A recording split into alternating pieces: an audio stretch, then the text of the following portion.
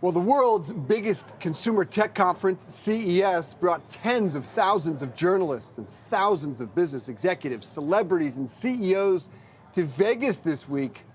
But the best tech in sports was on display in Florida on ESPN as Tiger Woods' TGL teed off indoors, mind you, with nearly 1 million viewers watching live golf simulation in prime time. We are in different times indeed. Here to talk about the latest in golf's rapid evolution in recent years, 8 a.m. Golf President, CEO Hoyt McGarity. Hoyt, good to see you, sir. Good to see you too. What did you think of TGL? I was watching the other night, and what do you think will give it staying power in this sports environment?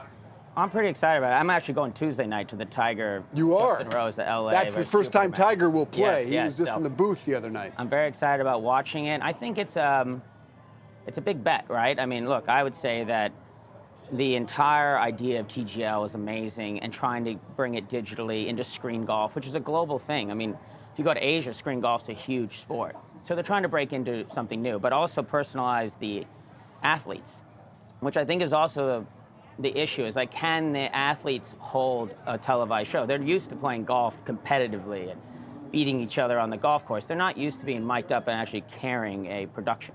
So it'll be interesting to see which personalities stand out. I think someone's going to shine here that you might not have known is such a funny person on camera.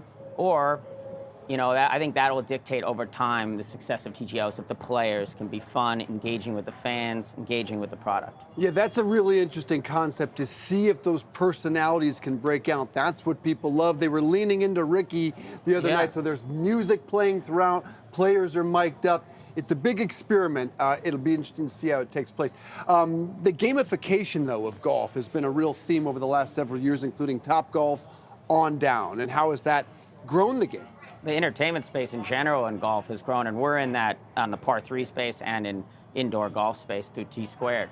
But yeah, I would say that's brought a whole new eyeball to the game. And like we were talking before the show started, was that a lot more accessible, a lot younger. Women is way up. Like, a lot more people are playing golf, where back in the day, you might have showed up to a golf course and like, are you good enough to be here? Should you be here? You always felt like it wasn't inviting. I think now, with all these different concepts, from the miniature golf concepts to Top Golfs to T-squareds, it's bringing in all sorts of new people. And it's a lot of screen golf and technology. So TGL, going back to that, it translates into that. And if it hits, I think the indoor golf space will be large.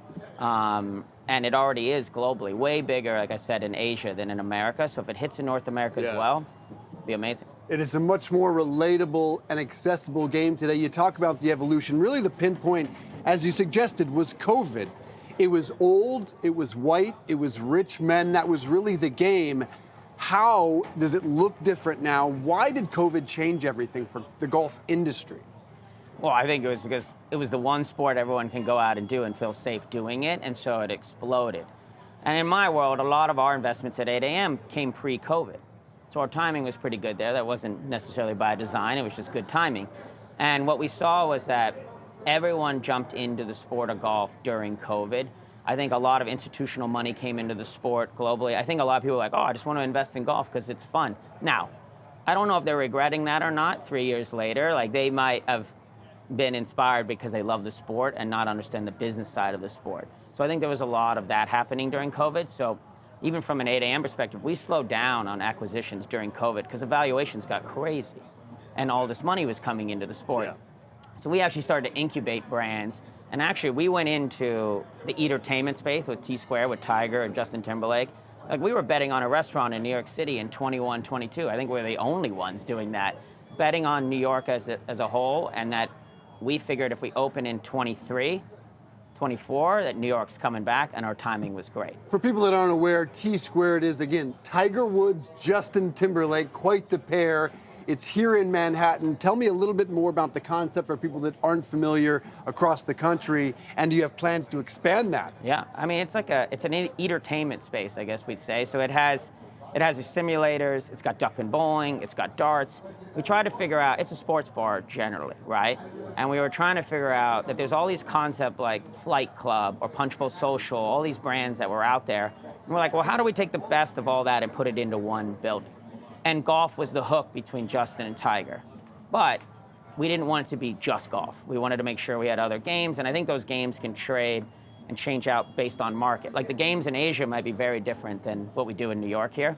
And I think our plans are, we're opening up in Toronto, we're opening up in downtown New York here, we're looking at London, and we have a big project in St. Andrews, Scotland, of all places, the home of golf, and that is fully under construction. So yeah, we have 4 new locations coming, and to have the backing of Tiger and Justin and our partners in Nexus, it's been great. Justin Timberlake, not just a partner in T-Squared, but in 8 a.m. Golf. How did that relationship come about, and what does he bring to the table? People think of Justin primarily as an entertainer.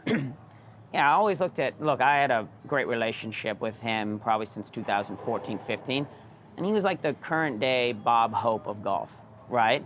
And he's obsessed with golf. What do you mean by that? Well, it's just his personality, and I think that a lot of, Bob used to have his own tournaments and like held it, and Justin had his own tournament in Vegas, and he's an entertainer, but like most celebrities and professionals, they just love the sport of golf.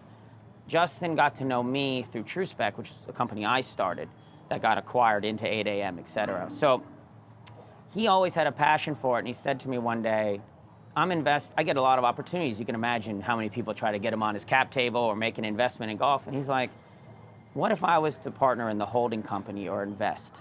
Because he was like, you have multiple brands spread out, and you can help me make sure I'm not just putting my money anywhere.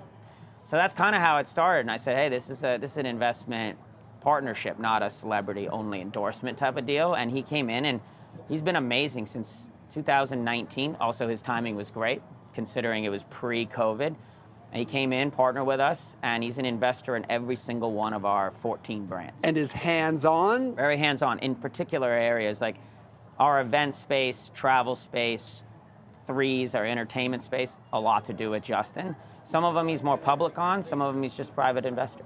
So it depends on the concept. You mentioned Threes. Tell me a little bit about what that concept is and what the idea is, the concept, how it grows the game. Yeah, I mean, Threes is a par 3 entertainment space. It was funny, we mentioned before, like you have your Top Golfs, you have your miniature golf concepts. You see Pop Stroke, Puttery, Putt Shack, Swingers, like a million brands in the miniature golf space. Yeah. And then all these driving ranges. Well, what happens is that people love par 3 golf.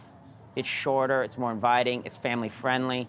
And we were like, how do you gamify that or make it more music, family fun center, but maybe there's some alcohol involved too and some fun side to it. So it's like, how do you gamify that? And so we actually partnered with Threes, which was an existing par 3 in Greenville, South Carolina, because we went globally to find out. No one's institutionalized the par 3 space. Every major city has a municipality that's unfortunately run down in the golf space, par 3. And we call them dog tracks, yes. For those of you that don't play the sport. And so we were like, hey, how do we get to those venues and improve them and make them fun and bring the community in? So that was kind of the original thing. And Justin was a big part of that because he was like, everyone's in this and driving ranges and miniature golf. Like, what about this par 3 space?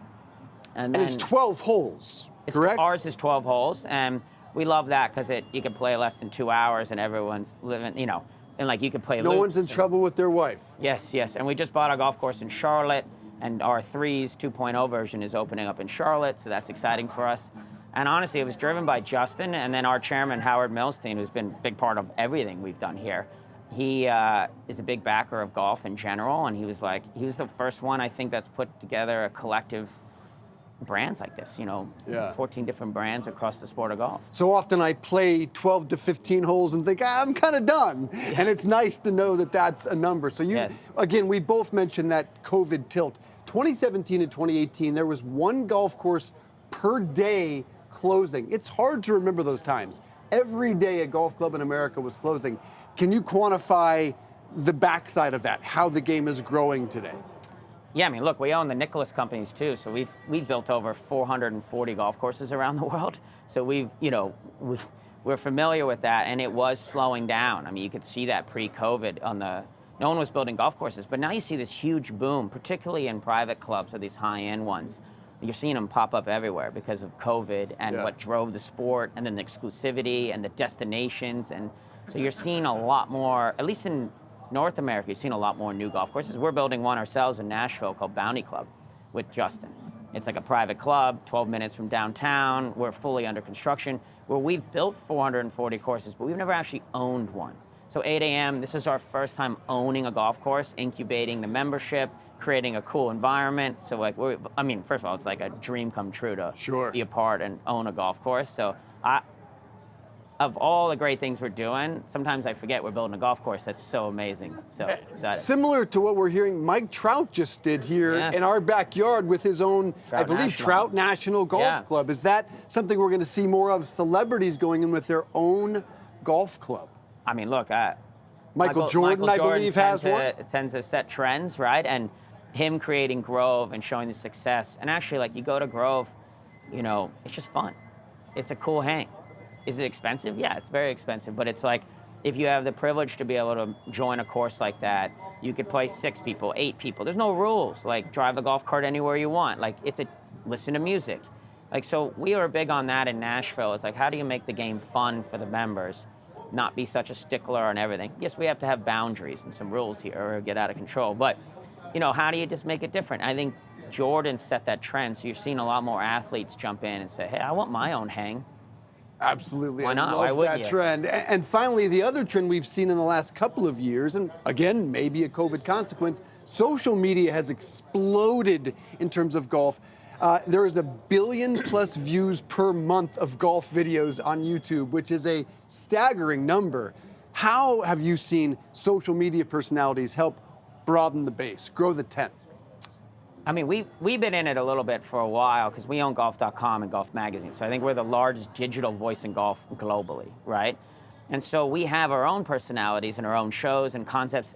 But this whole YouTube thing has changed. Like, it is, there's more views on the YouTube golfers than there is on the PGA Tour by a lot, right? A factor of 10. I mean, it's changing. So it's like, if I'm running the PGA Tour, one of those things, I'm starting to think like, hold on, I know they're doing a lot with YouTubes, but it's like, how do you create personalities of your own players? And will they allow them? Because remember, there was a lot of restrictions on these players to go outside the PGA Tour. They may need that.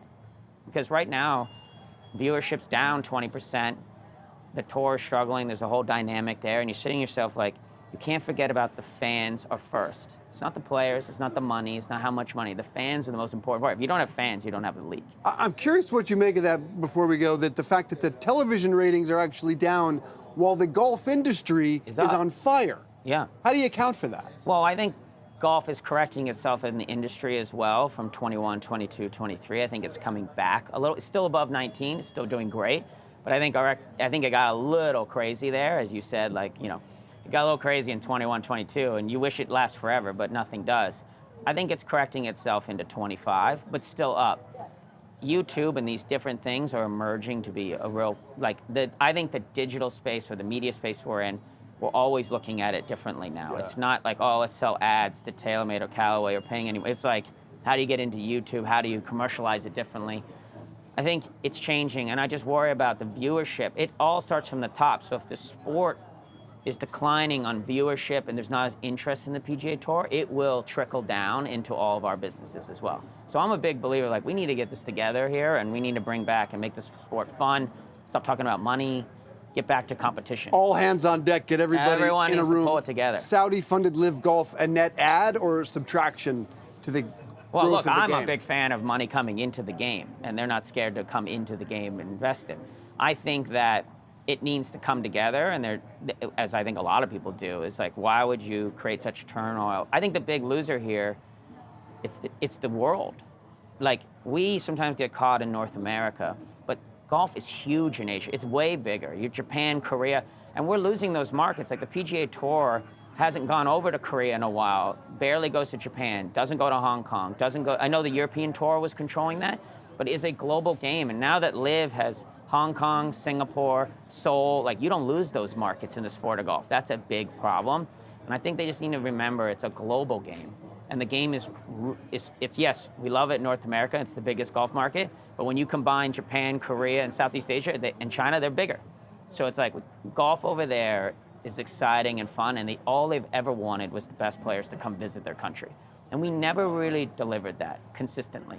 And that's where Live came in and poked a hole in the whole thing. Interesting, I had not heard that. So I spend an extraordinary amount of time in Asia, so my outlook on golf is different than just being. If I didn't go there as much, I wouldn't know what I know. Well, it's the Adam Silver approach. He views it as a global picture. Global game. He doesn't focus Yeah. on solely TV ratings or what he sees domestically. Wants to view it against the biggest brands in the world, Yeah. not our fellow leagues. He's Hoyt McGarity, 8 a.m. Golf. Good to have you here Yeah, at the New great York to be Stock here. Exchange. Thank you.